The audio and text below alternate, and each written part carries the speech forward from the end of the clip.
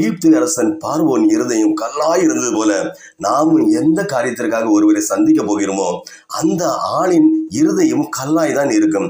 அதே வேளை தேவன் மேல யாருக்கு மேல இருக்கணும்?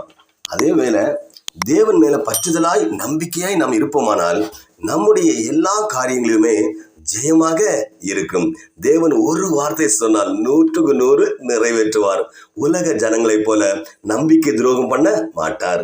நம்ப வைத்து கழுத்த இருக்க மாட்டார். நம்ப வைத்து அவமானம் அடைய பண்ண மாட்டாரு. வெட்கப்படுத்தவே விட மாட்டாரு. ஒரு நாள் வெட்கப்படுத்த விட மாட்டாரு. கவலைப்படாதீங்க தேவர்களே, எந்த சூழ்நிலையிலும் தேவனை மட்டும் நம்புங்க.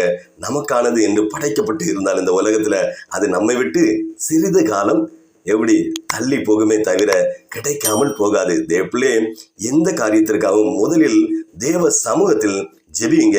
பின்பு மனுஷரிடத்தில் போங்க. ஆண்டவர் உங்கள் காரியங்களை ஜெயமாக மாற்றுவார்.